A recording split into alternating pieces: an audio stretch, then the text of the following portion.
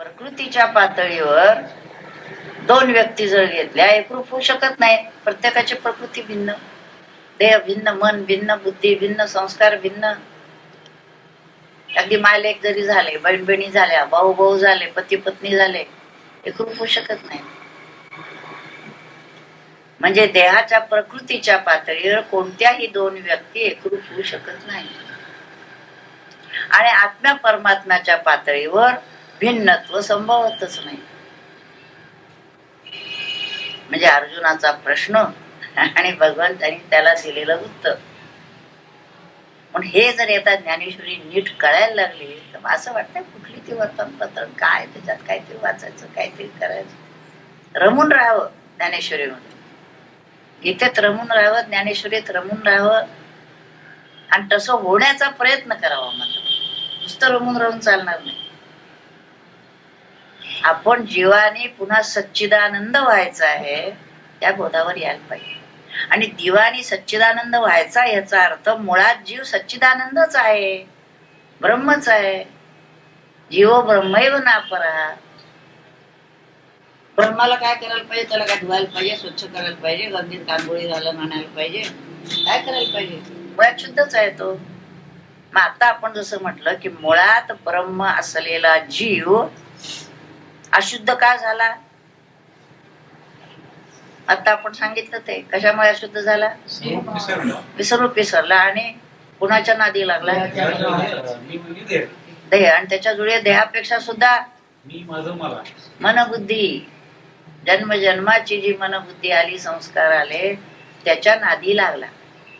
जन्माला आलेलं मूल आहे, चांगलं आहे. संगती कुणाची लागली? बिघडला. का बिघडला? मुळात चांगला होता का नाही होता, मग काय झालं? संगती लागली.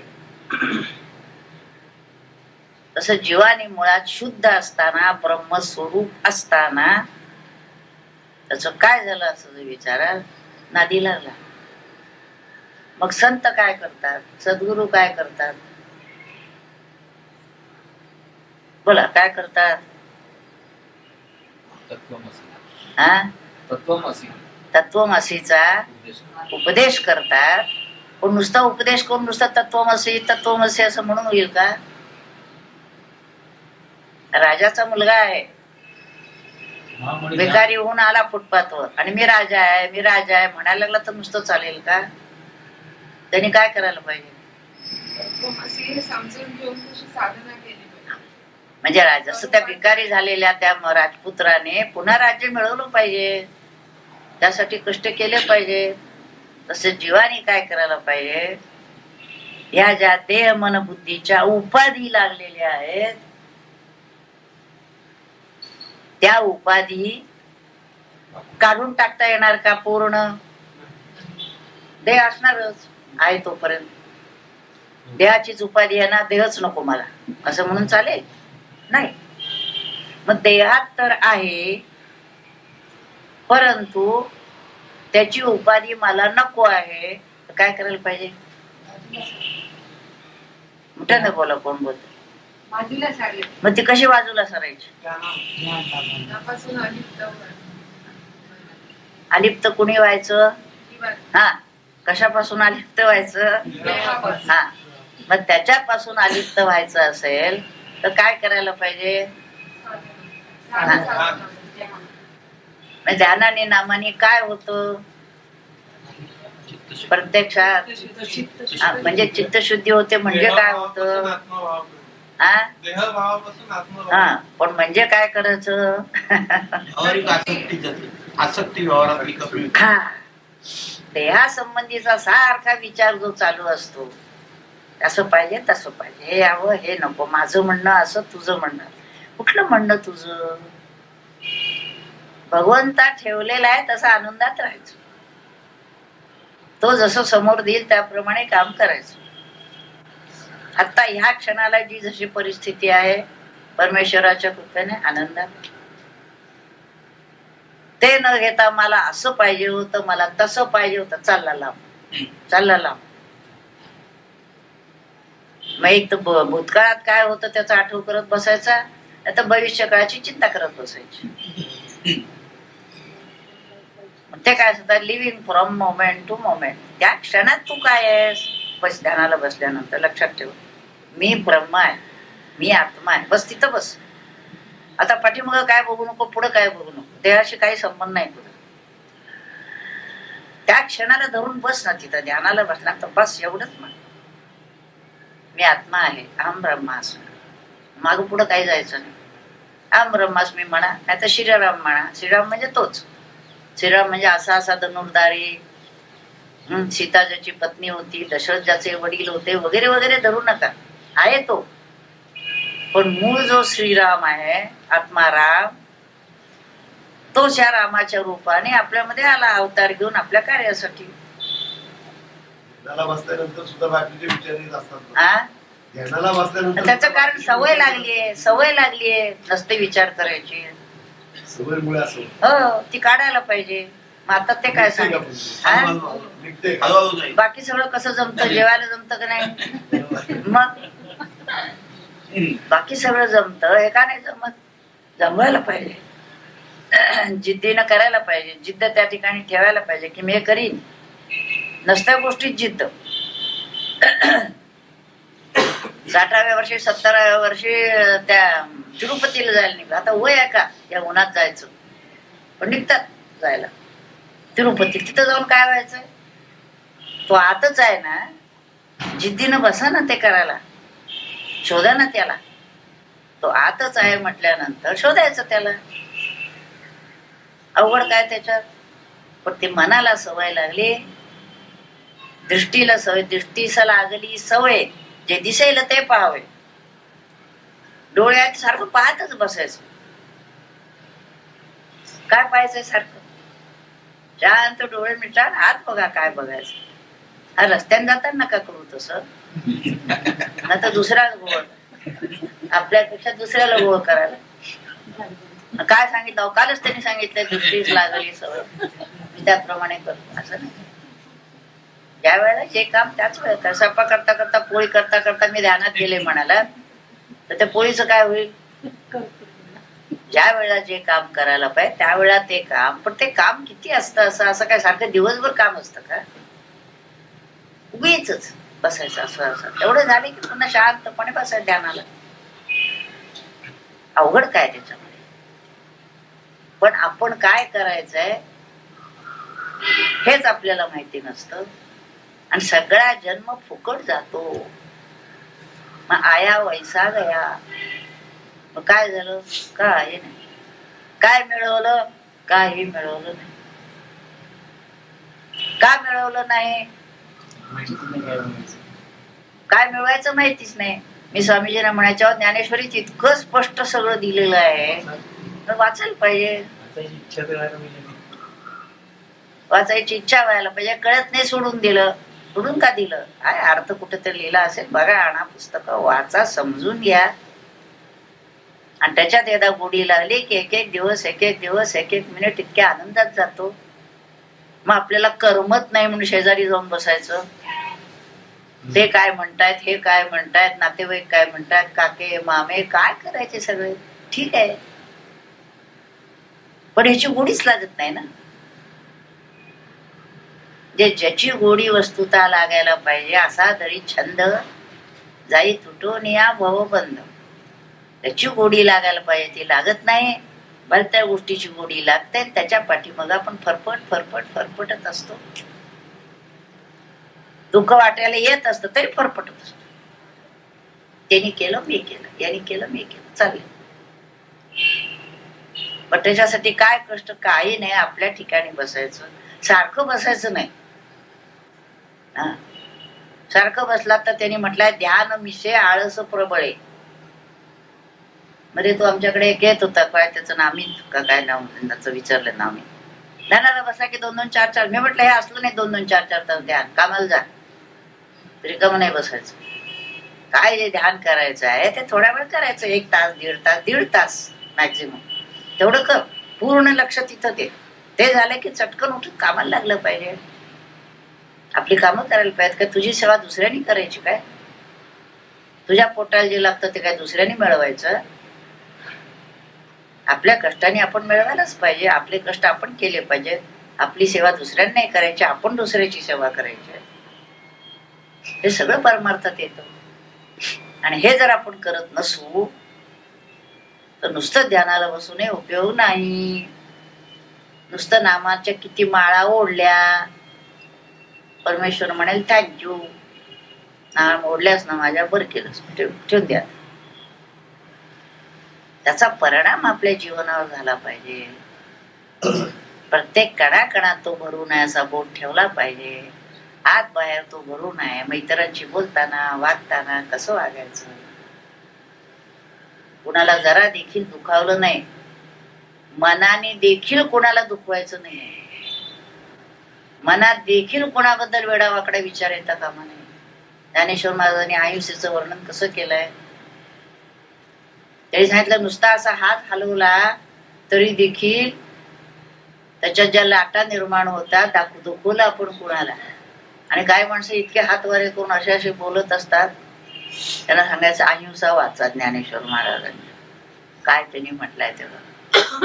त्याचं वर्णन कसं चालतात, कसं बोलतात, प्रत्येक गोष्ट बघण्याजोगी त्यांनी सांगितली. ती वाचली की आपल्याला असं वाटतं आपण कुठं आहोत आणि कुठं पोचायला सांगितलंय त्याने. हे कधी व्हायचं, प्रयत्न केला की त्या क्षणापासून सुरुवात केली पाहिजे. आपण कोणाला ह्यांनी बोलत नाही ना, दुखवत नाही ना, चालताना बोलताना जरा देखील दुसऱ्या दुःख दिलं तर लक्षात घ्यावं की परमेश्वराला दुःख झालेलं आहे, आपण परमेश्वराला दुखवलाय. स्वामीजी म्हणायचे ना की माझ्याशी सगळे गोड बोलतात असं नाही, एकमेकात जर कुणी कुणाशी वाकडं बोललं तर मला त्रास होतो. म्हणून त्याला जे उदाहरण सांगितलंय, तुका म्हणे एका देहाचे अवयव या हाताने जर म्हटलं ह्या हाताला चांगलं चेचून काढतो, तर म्हणे अरे तो मीच आहे बाबा, तू याला चेचलंस तर ते मला दुःख आहे. तसं एकाने दुसऱ्याला जर दुःख दिलं परमेश्वराला दुःख होतं. म्हणून संतांच्या गोष्टीत सांगितलं ना, रामकृष्णांच्या पाठीवर वळ उठले ते कुणी त्या गवतात चालत गेल्यावर, इतकं त्यांचं हळूवार झालेलं असतात. कारण की कोणी कोणाला जरा जरी नुसती त्यांनी असं म्हटलंय, नजर देखील अशी कुणी कुणाकडे जर का रागाची केली तरी देखील ती हिंसा होते. आणि आपण किती हिंसा करत असतो, कुणाला बोलत असतो, काही सांगत असतो, आणि मग म्हणतो त्याच्या कल्याणासाठी मी हे केलं. आधी तुझं कल्याण बघ, आत्मनो मोक्षाय. दुसऱ्याचं कल्याण करायला हरकत नाही, आपलं कल्याण कसं आहे, कशात आहे ते आपल्या लक्षात येत आहे का पहिल्यांदा बघाय. आता माझा सगळा विषय बोलून झाल्यावर लाईट आलेले, आता काय बोलू मी. आता मी जरा 5 मिनिटं थांबते, 1 तास बोलले ना. आता काही प्रश्न असले तर काढा, तेवढे मी घेते. 2-4 आठवून ठेवा, त्याच जरा लावेपर्यंत काय काय.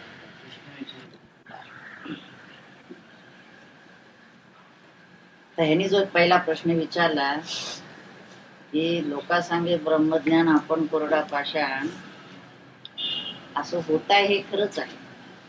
जे काय सध्या बाहेर प्रवचनही केली जातात, ग्रंथ लिहिले जातात, जे मंडळी लोकांना काही शिकवले जातात, ते बोलतायत पुष्कळ, पण स्वतःच्या जीवनातच उतरत नाही. त्यामुळे त्यांची नावही होतात, कीर्ती होते. ती मंडळी कीर्तीसाठी, प्रसिद्धीसाठी, पैशासाठी सगळं करत असतात. आपण बदलायचं आहे अशी दृष्टीच त्याच्या पाठीमागे नसते, त्यामुळे असं होतं.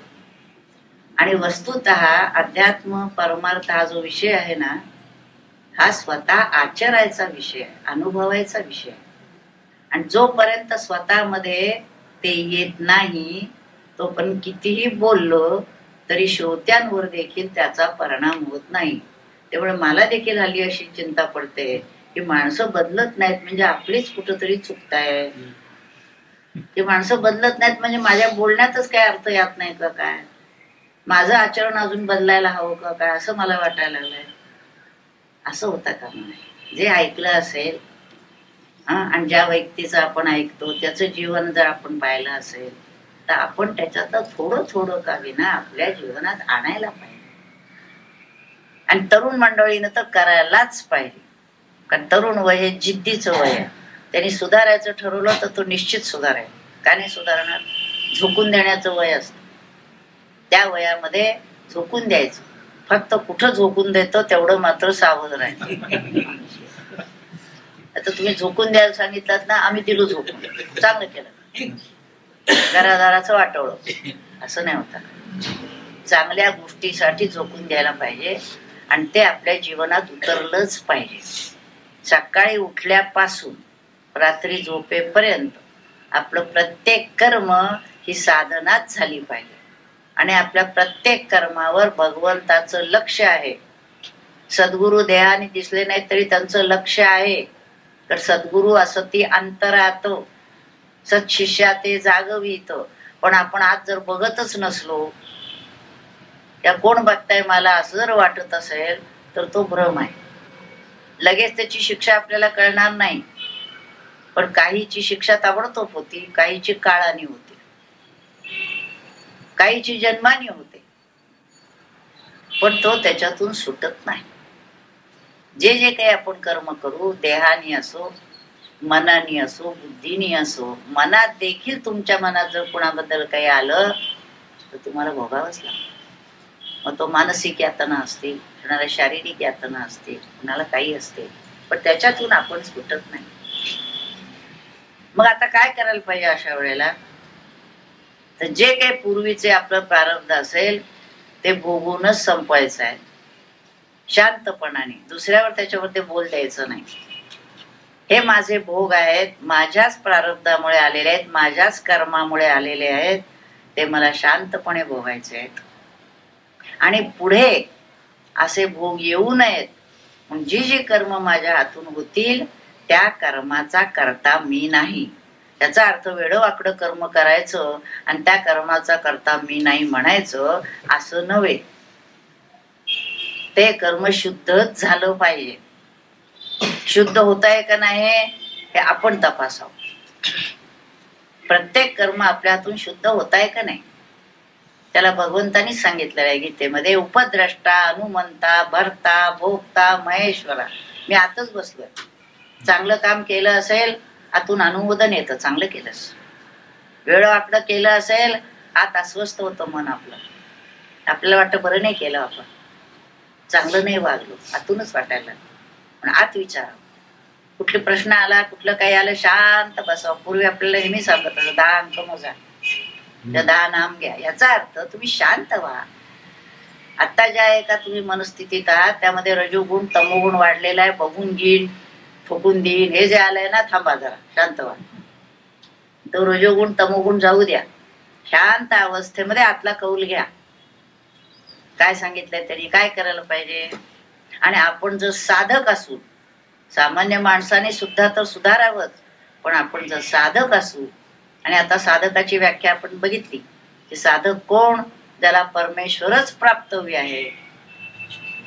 म्हणून ज्यांनी सद्गुरूंचा अनुग्रह घेतलेला आहे आणि त्या दिशेनं जो वाटचाल करत आहे त्यांनी स्वतःबद्दल अत्यंत दक्ष राहिलं पाहिजे. प्रत्येक गोष्टीत, प्रत्येक कर्मात दक्ष राहिलं पाहिजे की आपण करतोय बरोबर का चूक, बरोबर का चूक.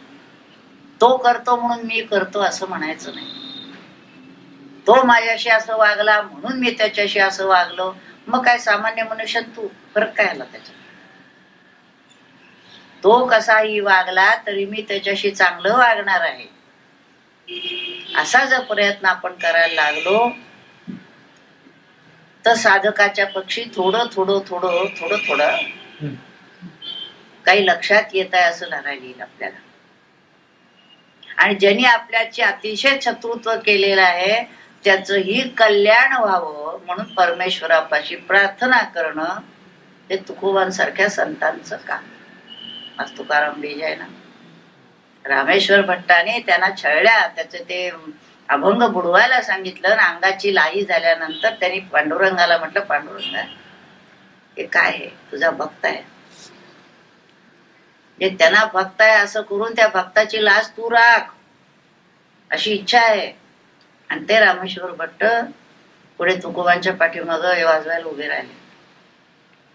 ते संत आहे. संत असा एकदम आकाशातून पडत नाही. बदल होता होता होता होता. हेच आपल्याला करायचंय असं पक्क धरलं पाहिजे. अवघड नाही, अशक्य नाही, कष्टसाध्य आहे. का कष्टसाध्य आहे? तर आपली मुळात प्रवृत्ती ती नाही म्हणून. आणि आपल्याला शिकवलंही जातं जे लहानपणापासून, अरे सोडू नको, तुझं आहे, देऊ नको कोणाला. लहानपणापासून असे शिकवलं जातं ते. आणि ते संस्कार जर मुळात चांगले असतील, सात्विक असतील, घरामध्ये जर तशा तऱ्हेचे संस्कार असतील, आणि तोही मुळात जन्मजन्माची साधनेनं सत्व गुण घेऊन, दैवी गुणसंपत्ती घेऊन जन्माला आलेला असेल, तर त्या गुणाचं परिवर्तन आणखीन आणखीन आणखीन ते गुण वाढण्यामध्ये होत. आणि प्रयत्न जर केला तर वाल्याचा वाल्मिकी देखील होऊ शकतो. नारद महर्षींसारखे गुरु लाभले आणि त्यांनी फेकून दिली ती दिली कुऱ्हाड, पुन्हा हातात घेतली नाही. तर थोडस नाम घ्यायचं, पुन्हा वेड्यावाकडे व्यवहार करायचे, पुन्हा थोडस नाम घ्यायचं, असं करून होणार नाही. एकदा नाही करायचं म्हणजे नाही करायचं, झटकून टाकलं पाहिजे. आणि आपण जसं दुसऱ्यावर लक्ष ठेवतो तसं आपल्यावर ठेवलं पाहिजे. आपण दुसऱ्यावर कसा की जरा चुके, सूनबाई काय चुकती आहे तिकडे लक्ष जर सासूचं सारखं असेल, किंवा आमच्या सासूबाई काय चुकतात म्हणून जर सून सारखं लक्ष ठेवून असेल तर होणार नाही. आपण काय चुकतं, ती व्यक्ती तशी आहे गृहीत धरायची, ती अशीच आहे. आपण काय केलं असता त्या व्यक्तीबरोबर आपल्याला जमवून घेता येईल, तिचं प्रेम मिळवता येईल, ते बघायला प्रयत्न तर केला पाहिजे. काय दिशेनं आपण प्रयत्न करायचा ते समजून घ्यायला पाहिजे. हे परमार्थात शिकवलेलं आहे, ज्ञानेश्वरीत शिकवलेलं आहे. संतांच्या चरित्रात सुद्धा नुसते चमत्कार बघत बसायचं नाही. ज्ञानेश्वर महाराजांनी रेडा वाजवला का भिंत चालवली, काय तर उपयोग आहे आपल्याला त्याचा? इथं अनेक रेडे त्यांच्याकडनं वाजवायचं आहे आपल्याला. त्याने आमच्यासारखा वेडा वाजवला ज्याला म्हणायचा, त्यांनी जर काही केलं असेल तर ज्ञानेश्वरी लिहिली, 700 वर्ष झाली आणि ती वाचून अनेक मंडळींचा उद्धार होतोय. हा चमत्कार आहे. त्या वेळेला जी काही आवश्यकता होती त्यांनी केली, त्या परिस्थितीमध्ये त्या व्यक्तीवर काही परिणाम व्हावा म्हणून ते केलेलं असतं. पण त्याचा उल्लेख तरी आहे का कुठे ज्ञानेश्वरीत?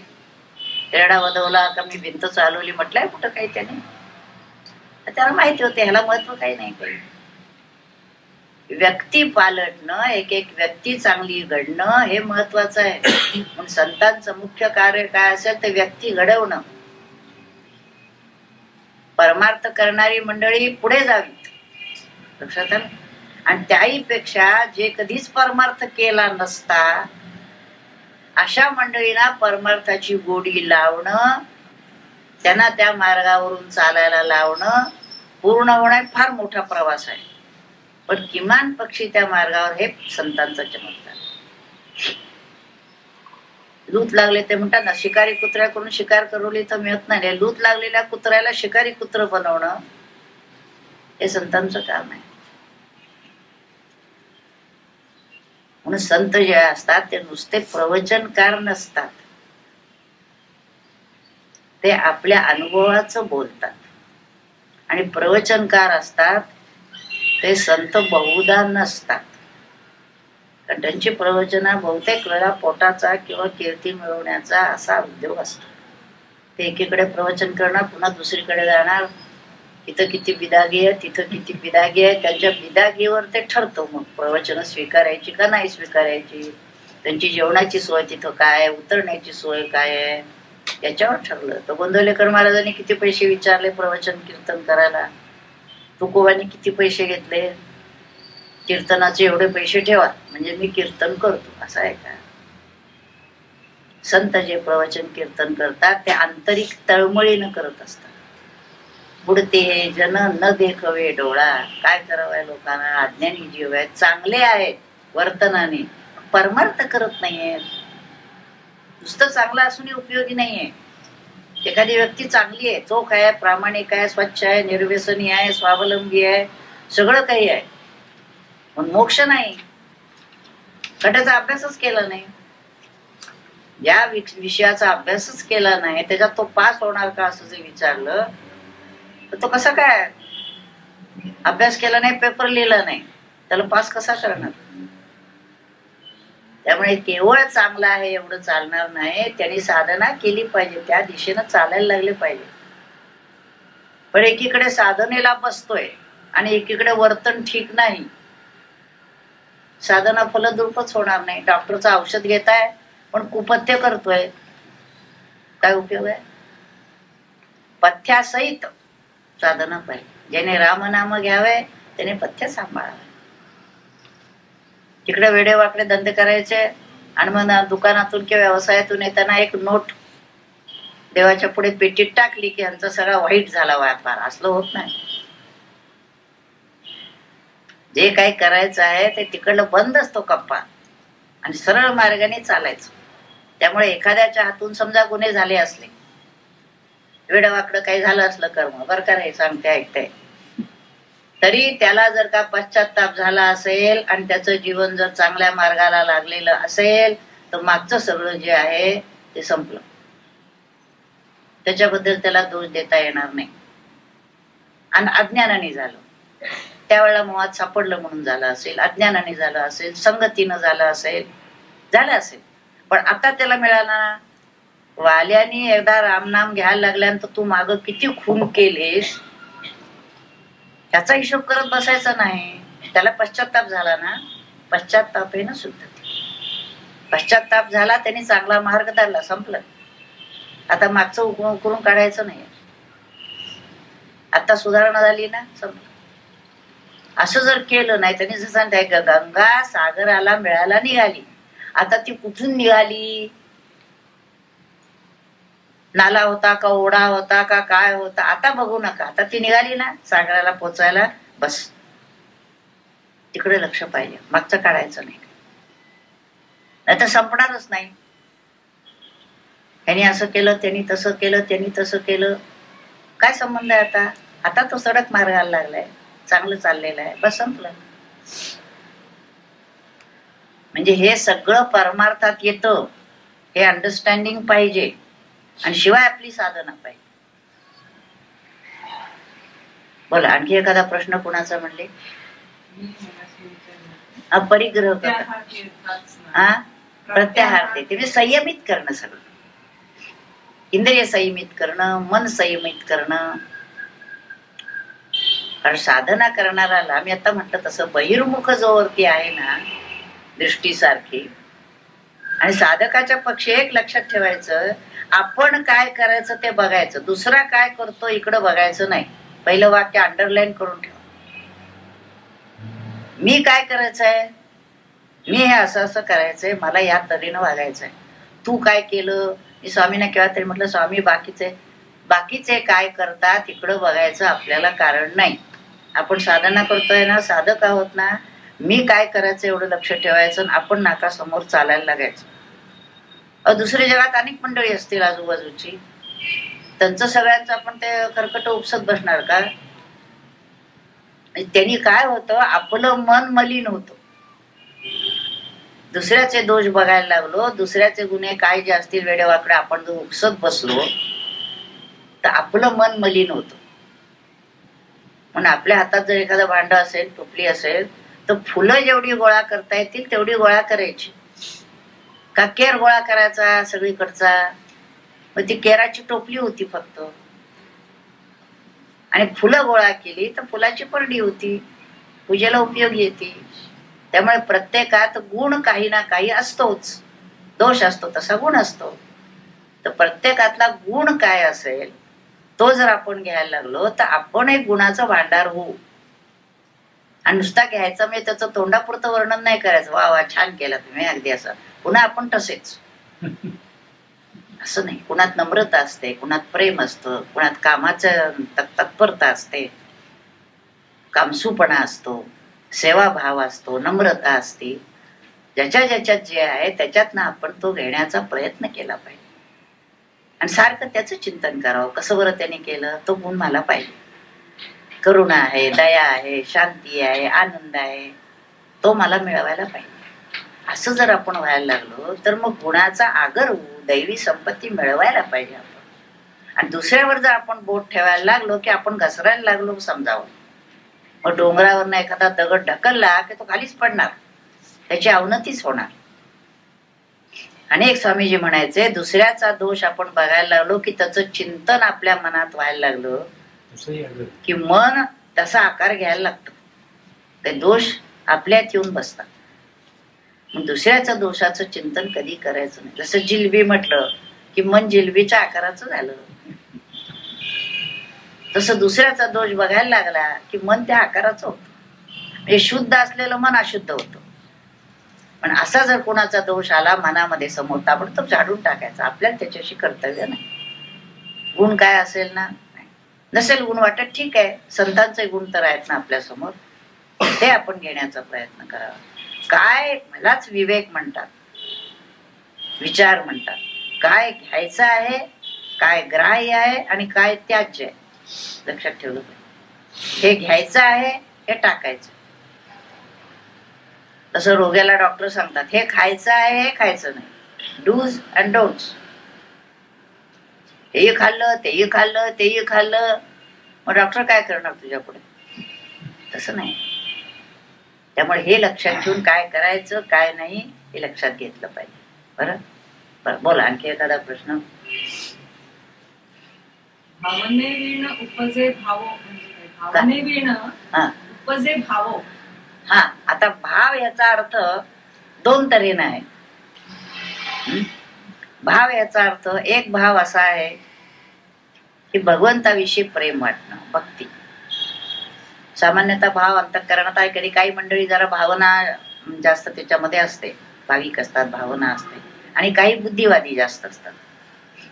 भावनेचा पिंड, इमोशनल ज्याला आपण म्हणतो, चटकन कुणाबद्दल प्रेम निर्माण होणं, कुणाबद्दल काही वाटणं, असा एक भाविक पिंड असतो त्याचा. तर अशा तऱ्हेचा जर असेल तर परमार्थ करणं सोपं जातं. केवळ बुद्धिवादी असेल तर परमार्थ होणार नाही. तो नुसतं तर्क करत बसेल, असं का तसं, तसं का तसं, असं नाही. भाव पाहिजे, बुद्धी पाहिजे. ह्यामध्ये भाव ह्याचा अर्थ तो. आणि भगवंताच्या ठिकाणी भाव ठेवणं ह्याला भक्ती म्हणतात. एखाद्या व्यक्तीबद्दल भाव असणं हा भाग वेगळा, आणि भगवंताच्या ठिकाणी म्हणून भावाच्या अंगाने जाता जाता दुसरा भावाचा अर्थ असा आहे की ज्या ठिकाणी भगवंताचा कुठेच अभाव नाही असा पक्का निश्चय होणं, त्याला भाव म्हणतात. कुठेही बघितलं भगवंत, जर म्हणला भगवंत आहे कुठं, तर आपण विचारतो भगवंत नाही कुठं ते सांगा. प्रल्हादाला विचारलं ना की आहे कुठं तुझा नारायण, ह्याच्यात आहे, याच्यात आहे, खांबात आहे. हो आहे, दाखव. त्याचा भाव होता. खांबात नारायण प्रगट झाला.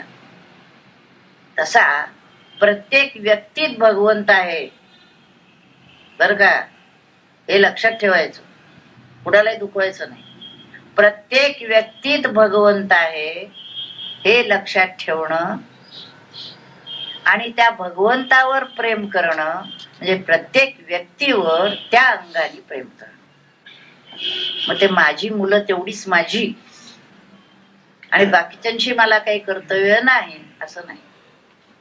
आता प्रेम लगेच प्रगट करायला जायला पाहिजे असं नाही, आपण मनात ठेवावं. नाही तर तेही प्रकार ऐकू येतात वर्तमानपत्रात. यांचं जे प्रेम असतं, त्या प्रेमाला प्रतिसाद मिळाला नाही की काय झालं, याला प्रेम म्हणतच नाही, हे वासना आहेत सगळ्या. प्रेम जे आहे निष्काम प्रेम आहे. प्रेम करण्यातच आनंद आहे. कुणाबद्दल जर का राग आणि द्वेष वाटायला लागला तर तोटा आपला आहे, साधकाचा तोटा आहे. आपलं अंतःकरण दूषित होतं. त्यामुळे कोण व्यक्ती कशीही जरी वागली तरी माझ्या स्वार्थासाठी का होईना, हा स्वार्थ म्हणजे परमार्थातला स्वार्थ आहे, जे माझ्या आनंदासाठी माझ्या मनामध्ये त्याच्याबद्दल प्रेमच आहे, तो माझ्याशी कसाही वागू म्हणून. आणि या प्रेमाला काय तिथे काय बाहेर भाव पडतो, किती किती पैशाला किती मिळतो काय, असं आहे का? प्रेम करून करून संपलो बाबा आपलं आता, दुष्काळ झाला असं आहे.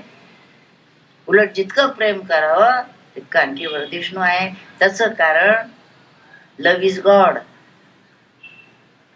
प्रेम म्हणजे परमेश्वर. जेवढं आपण प्रेम करू तेवढं परमेश्वर आपल्यावर प्रेम करतो, कारण परमेश्वराचं स्वरूपच प्रेम आहे. म्हणून संतांचं लक्षण मुख्य जर काही असेल तर प्रेम, सर्वांच्यावर प्रेम. कसाही दुष्ट असो दुष्ट असो, चांगला असो वाईट. त्याचं कारण ते अधिष्ठानावर प्रेम करतात, त्याच्या प्रकृतीवर करत नाही. मग प्रकृतीनुसार जवळ लांब ठेवती ते निराळ. पण प्रेम आहे का नाही विचाराल तर प्रेम आहे, तर भगवंत तर आहे. आणि मग असं सर्वांच्यावर प्रेम असणं याला भक्ती म्हणतात. माझ्या मुलावर माझी भक्ती आहे असं नाही म्हणत कोणी. पतीची पत्नीवर भक्ती आहे असं नाही म्हणत. प्रेम आहे का ते जरा कमी असतं जास्ती असतं. मनाजोगं असेल तर प्रेम असतं, मनाजोगं नाही झालं की बिघडलं गेलं प्रेम. आणि भक्ती जी आहे ती भगवंताच्या ठिकाणी असल्यामुळे, सर्व ठिकाणी भगवंत असल्यामुळे सर्वांच्यावर प्रेम असणं याला भक्ती. त्याच्या आधी भक्तीची नुसती क्रिया आहे. आम्ही पूजा करतो, हा एवढा देव आमचा आणि आमचा एवढाच राम. आमचा राम, तुमचा कृष्ण. राम आणि कृष्ण दोन आहेत का? शिव वेगळा आहे? शिव नारायणाला नमस्कार करतो, नारायण शिवाला नमस्कार करतो. तर त्यांना माहिती दोन्ही एकच आहे. प्रत्येकाची कामं भिन्न आहेत. डोळ्याने कानाशिवाय पत्करलं असं आहे. डोळ्याला माहिती आपलं काम आपण करायचं, कानाला माहिती आपलं काम आपण करायचं. ज्याला जी कामं दिलेली आहेत ती कामं त्यांनी करायची. चाललं लागतं. माणसं मात्र मला इतकं जरी मिळालं तर त्याला किती मिळालं? माझ्यापेक्षा जास्ती. अहो त्याच्या आधी मी लागलो होतो. तुला जे मिळाले ते सुखाने घे, त्याच्याकडे कशाला बघतोस? म्हणून जनावर बरी. म्हणून जनावरांना जर शिव्या द्यायचं झालं तर कदाचित तू माणूस आहेस असं म्हणतील एखाद्या वेळा. काय दिवसांनी माणसासारखा वागतोस असं म्हणायची वेळ. आपण म्हणतो पशुसारखा वागतोस का, मग त्याच्या उलट म्हणायची वेळ. अशी माणसाची आधी अवस्था झाली. बघितलं की वाटतंय काय चाललेलं आहे. म्हणून माणसातलं किमान माणूस पण जाग करण्याची वेळ आलेली आता. आणि मग नारायण व्हायचा. तो खाली चाललाय. म्हणून आज परमार्थ अध्यात्म नुसतं बोलून नाही. आज समाजाची गरज आहे, देशाची गरज आहे. नुसतं देशाची नाही, विश्वाची गरज आहे. देशात भांडणं का हा बोधच नाहीये ना. धार्मिक भांडणं का हा बोधच नाहीये. सगळे एका परमेश्वराची लेकरं आहेत. आनंदाने राहा ना, तुम्ही आनंदाने राहा. आपण राहा, काय कमी जास्त असं आपण एकमेकाला देऊ घेऊ. शांतता हवी, शांतता हवी. खरोखर सत्मानसाला वाटतं अरे शांत राहा ना तुम्ही. आपण राहत नाही, दुसऱ्याला राहू देत नाही. का चाललेलं आहे असं? आणि त्यालाही कारण आपलेच आहार विहार, आपलंच वागणं. आपण जे काय वागतो त्याने आपला तमोगुण वाढतो, रजोगुण वाढतो.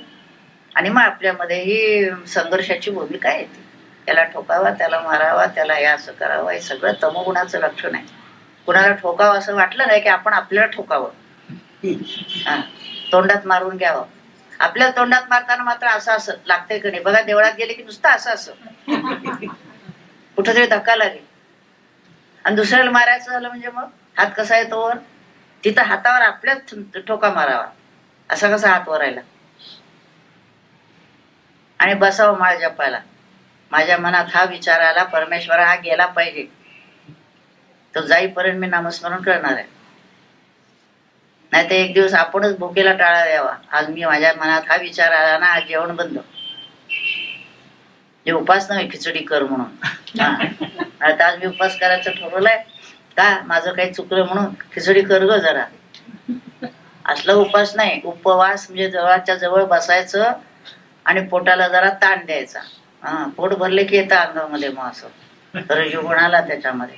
असं नाही उपयोग. म्हणून सुरुवात स्वतःपासून करायची. आपणच सुधारायचं. आणि आपण सुधारलेलं दुसऱ्याने म्हटलं पाहिजे, तोंडापुरतं नाही, की खरोखरच बाबा ही व्यक्ती सुधारते बरं, कुठं जाते, काय ऐकते, काय करते, त्याच्या वागण्यात फरक पडतोय, याच्या विचारात फरक पडतोय, असं वाटायला पाहिजे. आता बराच वेळ बोलून झालं, 6:30 झाले. हा तो परावलंबी असतो म्हणजे काय? परावलंबी असतो. स्वार्थी तितका परावलंबी, याचा अर्थ काय, की दुसऱ्याने आपलं करावं, दुसऱ्याकडून अपेक्षा ठेवणं, हे बरोबर नाही. साधक जर असेल तर तो स्वावलंबीच पाहिजे, निस्वार्थीच पाहिजे, निष्कामच पाहिजे. मी तुझ्यासाठी काय करू, आणि फक्त ठराविक माणसांना नव्हे. हा, आता ठराविक माणसाच पुरतच म्हणायचं, what can I do for you, ते नसतं. बॉसच्या पुरतं, बॉस गेला बाजूला की इतरांशी लगेच अशी. इंदिरा गांधींच्या ज्या सुनबाई थोरल्या, मेनका गांधी, ते म्हणतात आपल्या राजकारणात नको ते नाही, मर्सी फॉर ऑल, म्हणजे माणसालाच भूतदया का, सगळ्यांची लक्ष युनिटल्या किड्या मुंगीला. अगदी बरोबर. मग ती ज्ञानेश्वरी सांगितलीच आहे त्यांनी, हे पाऊल देखील जोरात ठेवू नये, खाली जे आहे ते किडे मुंगी मारले जाते, पण निदान पहिले माणसांना तर निदान सांभाळा, मग किडा मुंगीचं. आपण माणसाला जितकं दुखावतो तिथं किडा मुंगी कसे काय आपल्याला हे होणार. त्याच्या पुढचं आहे भूतदया, खरोखरच आहे, सांभाळायला पाहिजेच आहे. त्याचं कारण त्याचा जीव आणि आपला जीव एकच आहे. त्याला दुःख दिलं तर आपल्याला दुःख होतं, लक्षात घेतलं पाहिजे.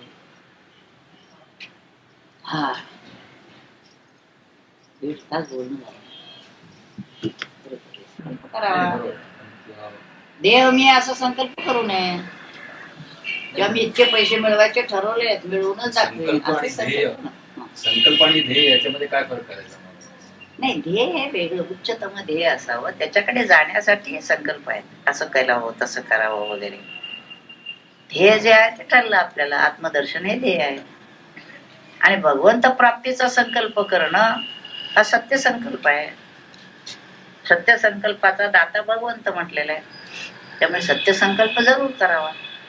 आपण संकल्प जे करतो ते व्यवहारातले असतात सगळे, असंच संकल्प असतात सगळे, जे जाणार आहे. सत्य संकल्प जरूर करावा, आणि त्याला भगवंत चालू ठेवलं ते चालूच राहील.